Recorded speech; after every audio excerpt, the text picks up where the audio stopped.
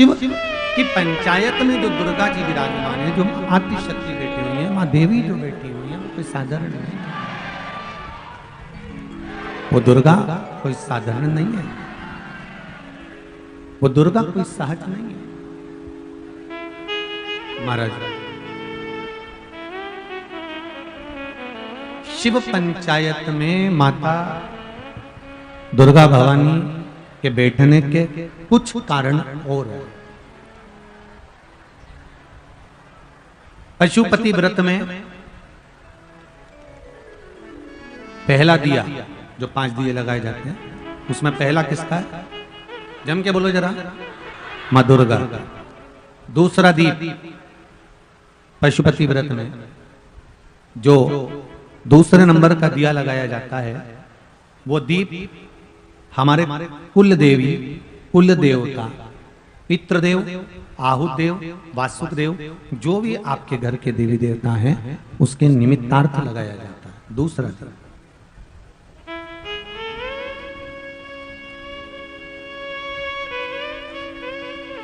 कुल देव का मतलब मालूम है आपको? जम के बोलिए जरा। कुल देव का मतलब मालूम है? कुल देवी या कुल देवता का मतलब?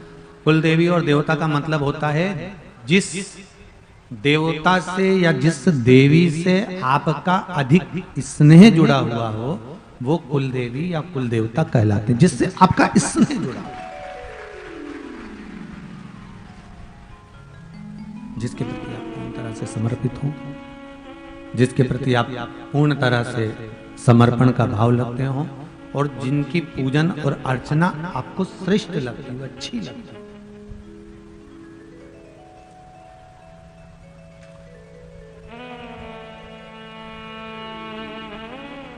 क्या काम है कुल देवी देवता का?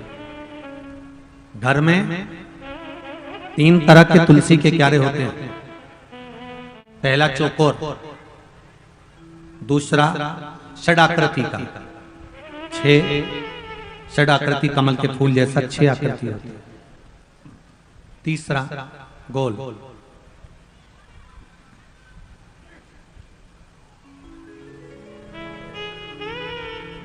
इन 3 तुलसी के क्यारों में पुराने समय के घरों में सबसे ज्यादा जो तुलसी के क्यारे होते थे, वो चौकोर होते थे, गोल होते थे कि षडाकृति के होते थे। सबसे ज्यादा यदि पुराने घरों में तुलसी के क्यारे होते थे, आज भी गांव-गांव में, महाराष्ट्र, गुजरात, राजस्थान, छत्तीसगढ़, मध्य प्रदेश, साउथ में, आंध्रा में, तमिल में, तुम्हें जहां जाकर देखोगे, उत्तराखंड आदि आदि में सबसे ज्यादा अगर तुलसी के क्यारे मिलेंगे तो आपको चौकोर मिलेंगे। जम के बोलो, कौन से मिलेंगे? चौकोर। क्यों होते हैं वो?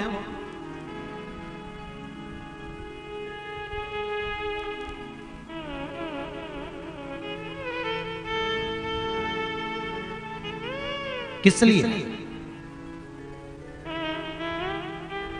क्या कारण होता है चौकोर तुलसी के क्यारे? मुंबई में माहेश्वरी समाज द्वारा अंधेरी में माहेश्वरी भवन में स्कंद पुराण की कथा बाची थी। शायद टीवी पर तो नहीं आई थी, पर यूट्यूब पर कहीं ना कहीं डली हुई है, पूरी 5 दिन की। उसमें वर्णन किया था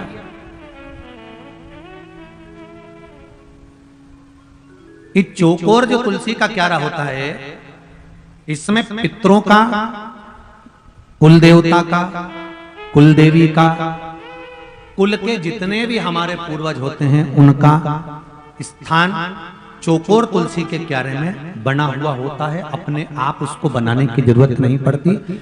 जब हम तुलसी के क्यारे में दिया लगाते हैं, तुलसी के क्यारे के पास में दीपक रखते हैं, तो वो दिया केवल तुलसी को नहीं लगता, कुल देवी देवता, पितृदेव, आहुत देव, वासुदेव देव सबको। अब जरा देखिए हमारा सनातन धर्म देखिए कितना प्रबल होगा। एक चौकोर तुलसी के क्यारे से किस किस चीज की फल की प्राप्ति हो सकती है, यहां तक स्कंद पुराण कहती है हमारे।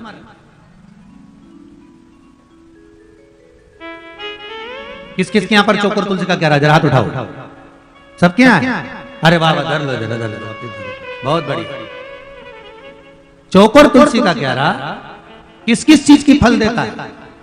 चौकोर तुलसी के क्यारे में अगर परिधि होती है, परिधि से मतलब होता है, चौकोर जो क्यारा होता था उसमें 3-4 परिधियां होती थी अलग अलग, तो उसमें नीचे से फैला होता था, फिर अंदर से सकड़ा होता था, फिर चौड़ा होता था, फिर सकड़ा होता था, फिर ऊपर जाके चौड़ा हो जाता था। तो तुलसी का जो क्यारा होता था उसमें कुल देवी, कुल देवता, पितृदेव, आहुदेव, वासुदेव और तुलसा महारानी का उसमें स्थान होता है। क्या फल देता है? कुल देवी देवता क्या फल देते हैं? चौकोर तुलसी का क्यारा क्या फल देता है? तो कुल देवी, कुल देवता का क्या काम है? तो उनका एक काम है वंश की वृद्धि करना। इसलिए चौकोर तुलसी का क्यारा वंश की वृद्धि करता है, वंश बढ़ाता है।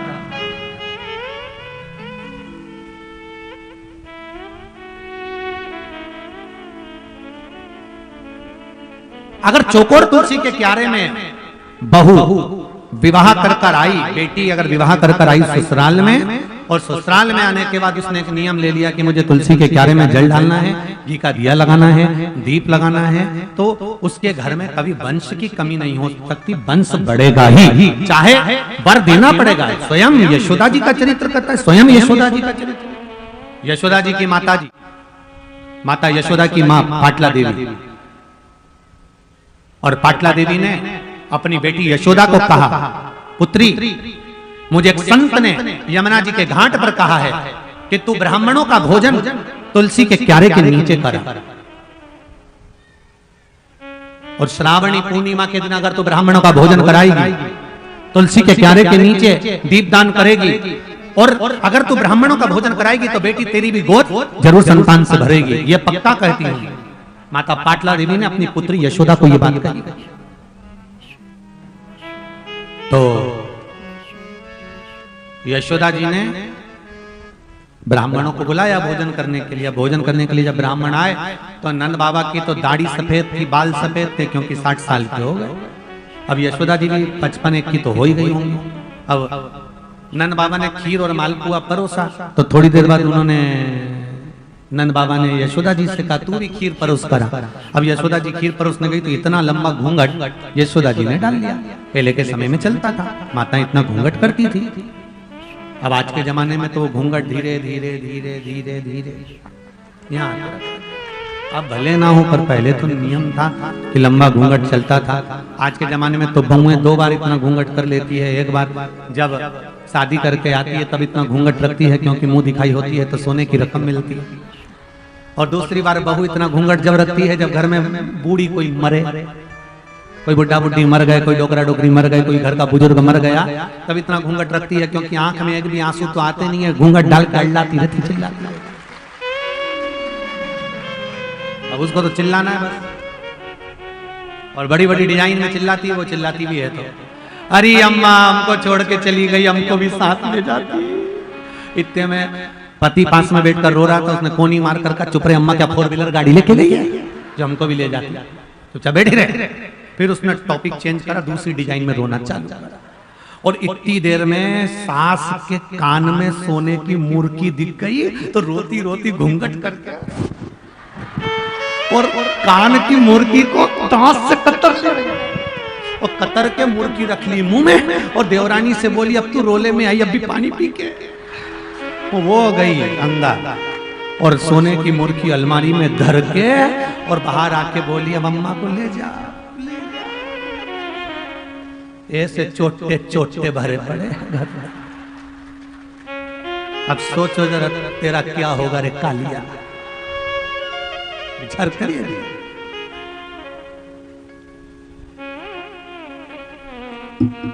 घर में भी चोटे नहीं छोड़े और कथा में भी चोटे नहीं छोड़े,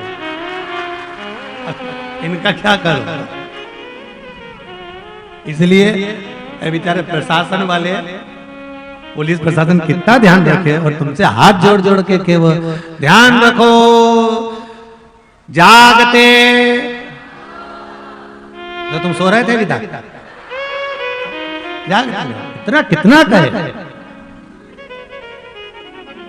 बहुत बहुत साधुवाद है प्रशासन को जो पूरी प्रशासन, चाहे हॉस्पिटल की हो, चाहे पुलिस प्रशासन हो, चाहे अन्य गवर्नमेंट की प्रशासन, पूरी व्यवस्था पूरी गांव को चारों तरफ से संभाली हुई है। बहुत बहुत साधु,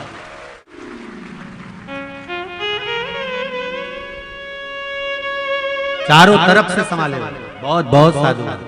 और साथ आप लोगों को देना चाहिए, सोने की रकम पहन के ही नहीं आना चाहिए, खोटेला पहन के आओ ना। सोना तो यहां है,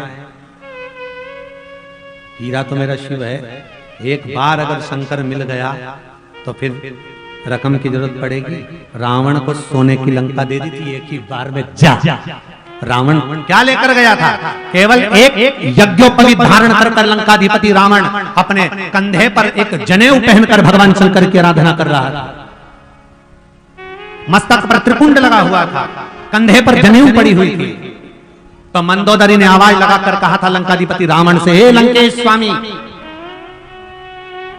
शंकर के दरवाजे पर जा रहे हो, कोई मुकुट नहीं, कोई जेवर नहीं तन पर, कोई आभूषण नहीं तुम्हारे तन पर। रावण कहता है, जिस शिव की आराधना करने जा रहा हूं, अगर मैं अधिक आभूषण धारण कर कर जाऊंगा तो शंकर भगवान को लगेगा कि मैं तो बताओ शमशान में रहता हूं और ये श्रृंगार करके शमशान आया, मुझे दिखाने। आभूषण पहनकर नहीं जाऊंगा, पर जब शिव की स्तुति गाऊंगा तो शंकर मुझे इतने आभूषण दे देगा कि मुझे जरूरत ही नहीं पड़ेगी कुछ और। इसलिए आज भी साउथ में, महाराष्ट्र में, राजस्थान में, मध्य प्रदेश, छत्तीसगढ़, ऐसे कई जगह, उत्तराखंड आदि में ब्राह्मण जन जब शंकर की आराधना करते हैं, शिव का रुद्राष्टाध्याय से अभिषेक कराते हैं, पूजन कराते हैं, तो ब्राह्मण तन पर कोई वस्त्र पहने चाहे नहीं पहने, ब्राह्मण की वाणी में जो प्रबलता होती है, उस मंत्र को बोलने की, कंधे पर जनेऊ पड़ी होती है, मस्तक पर त्रिपुंड ब्राह्मण के खिंचा होता है, तन पर कोई वस्त्र हो ना हो, आभूषण हो ना हो, और शंकर की स्तुति गाता है तो शंकर खुद ही भंडार भर जाता है, शिव खुद दे जाता है। बात कहना चाहूंगा आज इस व्यासपीठ से, ब्राह्मण को किसी के आगे हाथ फैलाने की जरूरत नहीं पड़ती। लंकाधिपति रावण जैसा कंधे पर जनेऊ पड़ी हो, मस्तक पर त्रिपुंड खिंचा हो, और शंकर का नाम अगर उसके मुख में है, उसकी जिह्वा पर अगर शिव नाम है, तो फिर शंकर कैसे देता है ये शंकर ही जान सकता है। बस उसकी स्तुति श्रेष्ठ होना चाहिए।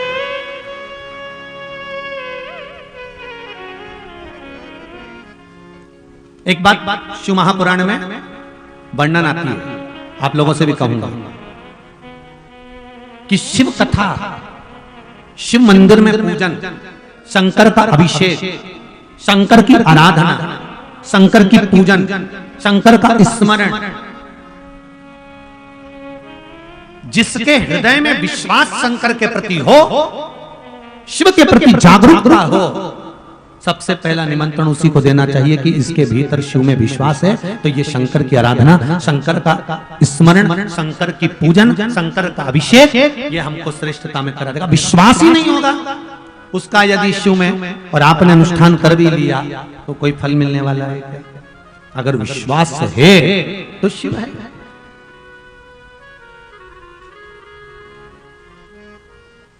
यज्ञोपवीत कंधे पर हो, मस्तक पर त्रिपुंड हो। अभी ये कथा पूरी होगी और 3 तारीख से रायसेन, भोपाल के पास में 40 किलोमीटर दूरी पर रायसेन है। मैं रायसेन वालों से और रायसेन के आसपास वालों से निवेदन करना चाहूंगा, छोड़ना मती। नवरात्रि की त्रिपुंड शिव महापुराण की कथा है, जो कि जीवन का इतिहास रचने वाली ऐसी सुंदर कथा का आनंद लीजिए। और आप लोग भी टीवी चैनल के माध्यम से उस पावन कथा को 2 बजे से 5 बजे तक श्रवण करिएगा, आस्था चैनल पर। त्रिपुंड शिव महापुराण की कथा कि एक मस्तक पर, चाहे माताएं हो, चाहे पुरुष हो, चाहे बच्चे हो, चाहे बड़े हो, चाहे युवान हो, चाहे युवती हो, चाहे बुजुर्ग हो, मस्तक पर मात्र त्रिपुंड लगा लेने से उसका लाभ क्या होता है? एक त्रिपुंड की परिभाषा, त्रिपुंड का सुख क्या है? त्रिपुंड के अंदर कितने देवता बैठते? एक एक रेखा में 9 देवता, 27 देवता त्रिपुंड के अंदर रहते हैं।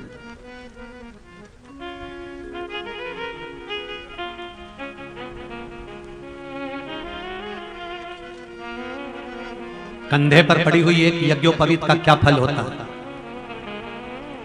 12 तिलक, 12 तिलक होते हैं, उस तिलक का क्या महत्व होता है? 12 जगह पर त्रिपुंड लगाया जाता है, उसका क्या महत्व है? 12 जगह पर भस्म लगाई जाती है, उसका क्या महत्व है? जब कोई बीमार पड़ जाता है और डॉक्टर कह रहा है कि मुंबई में इस गठान की जांच होने जाएगी और मालूम पड़ेगा कि कैंसर है कि नहीं है, उस समय पर मरीज के शरीर पर किस जगह पर त्रिपुंड लगा दिया जाता है जिससे जांच में कैंसर ही नहीं आता है, उस त्रिपुंड तक का वर्णन है शिव महापुराण।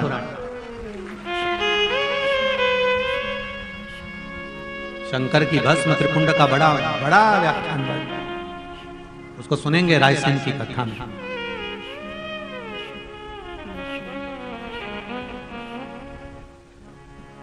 शिव कथा कर रहे, वो क्या नहीं देता? अब कहो दो शिव से। चौकोर तुलसी का क्यारा क्या बढ़ाता है घर में? जम के बोलो सभी लोग, वंश बढ़ाता है। दूसरे नंबर पर तुलसी का क्यारा होता है षड आकृति का, 6 कोने होते हैं, षड आकृति का, षटकोण जैसा होता है। ये काय के लिए होता है? तो कहा ये घर में आने वाली समस्या दूर करता। षड आकृति का तुलसी का क्यारा। और एक तुलसी का क्यारा होता है गोल, जिसको कुंड कहते हैं, कुंडी कहते हैं, जिसमें तुलसी लगी होती है। गोल तुलसी का क्यारा स्कंद पुराण कहती है ये व्याधियों को हरता है। काय को हरता है? व्याधियों। जिसके घर में गोल तुलसी का क्यारा होता है, घर में अगर अनहोनी होने वाली होती है तो 2 दिन पहले, 4 दिन पहले, 6 दिन पहले, 8 दिन पहले ऐसा हृदय में महसूस होना चालू हो जाता है कि कुछ होने वाला है। जिसकी यहाँ पर गोल तुलसी के क्यारे होंगे उसको इस चीज का अंदाजा होगा कि उसके घर में कहीं ना कहीं उसको भान होने लगता है कि कुछ होने वाला है, कुछ ऐसा घटने वाला है, कुछ ऐसा होने वाला है। उसको भान हो जाता है, उसको स्मरण हो जाता है। अब उसको लगता है कि ये कैसे मालूम पड़ता होगा, कैसे मालूम हो जाता होगा कि कुछ घटना घटने वाली है, कुछ होने वाला है। तो वो गोल जो तुलसी का क्यारा, वो व्याधि को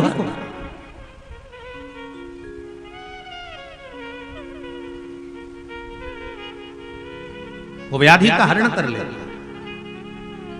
3 कुंडों का स्मरण है महाराज, स्कंद पुराण में आप इसका ध्यान करेंगे तो आपको आनंद की अनुभूति होगी। और करो,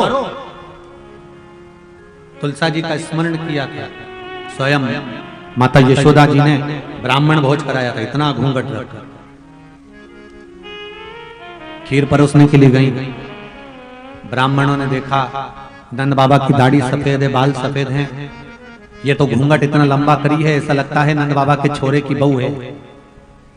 अब उनको क्या मालूम था कि नंद बाबा की ही धर्म पत्नी है। उनको तो लग रहा है कि बहू है नंद बाबा की, क्योंकि नंद बाबा के बाल सफेद, दाढ़ी सफेद, तो उनको तो बहू लग रही। अब इनको लगा कि बहू है, तो इन्होंने देखा कि इनके घर में कोई बच्चा नहीं है, तो सारे ब्राह्मणों ने भोजन करते करते आशीर्वाद दे दिया, पुत्र भव।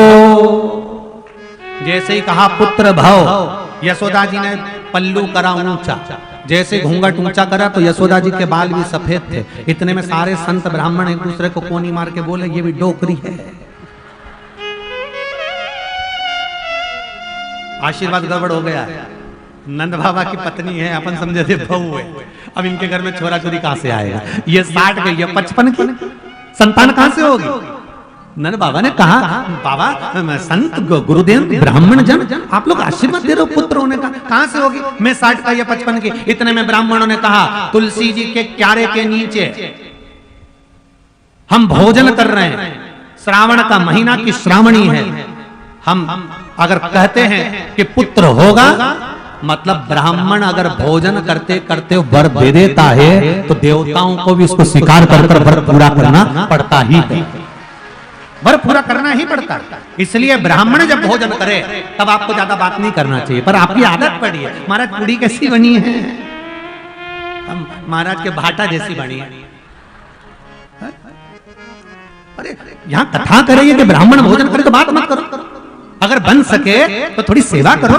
पूड़ी परस दो, मीठा परस दो। ज्यादा ब्राह्मण से बात नहीं करना भोजन करते करते। संत साधु ब्राह्मण गुरुजन संत जन महात्मा जन जब भोजन करें तो उनसे ज्यादा बात नहीं करना चाहिए। कम एकदम परस दिया भोजन, इसके बाद अपने काम में लगो। जो चीज की जरूरत हो लाओ, रखो, आराम से पूछो, फिर जा। पर कईयों की आदत, खीर कैसी बनी, शक्कर तो कम नहीं है। महाराज जी मन में सोचे खाऊं कि गाऊं।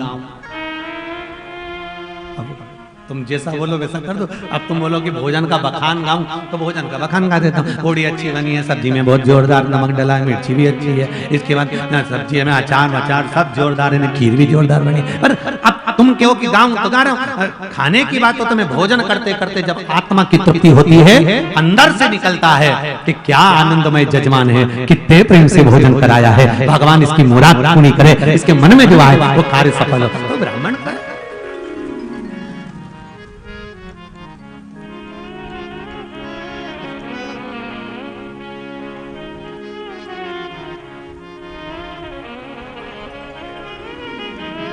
होता है ऐसे। ब्राह्मण लोग, पहले के ब्राह्मण और आज के ब्राह्मण में अंतर है। अभी आज का ब्राह्मण इतना थोड़ी ना खाए। एक सेठ जी थे बड़े कंजूस, इतने कंजूस, कभी जिंदगी में किसी को भोजन नहीं करे। और उनकी जो धर्म पत्नी थी वो इतनी धर्मात्मा, हर त्योहार पे ब्राह्मण को बुला के भोजन करा। आज सेठ जी ने मन में सोचा मेरी पत्नी आए दिन पूर्णिमा अमावस्या पे ब्राह्मण को पकड़ के ले आती है, अब की बार मैं ऐसा पंडित ढूंढता हूं जो कम खा। अब सेठ जी गए पास के गांव में, उन्होंने जाकर पूछा पंडित जी हैं? हाँ हैं। पंडित जी निकल कर आए, सेठ जी ने प्रणाम करा, गुरुदेव प्रणाम। सेठ जी को देखकर महाराज बड़े खुश हो गए, बहुत दिनों के बाद ऐसा जजमान आया है, इतना पैसे वाला जजमान। वाह वाह वाह, आनंद करो सेठ जी, आनंद करो।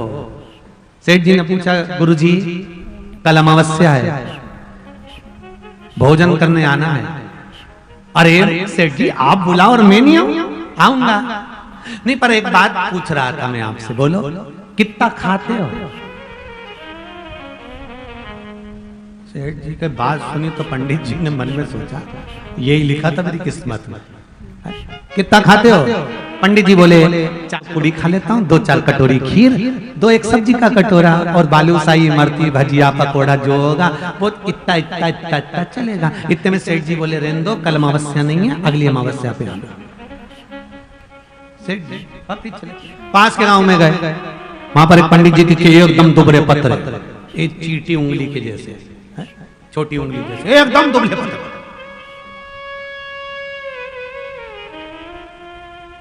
हमारे 2 महाराज जैसे ही एकदम दुबले पत्थर। अब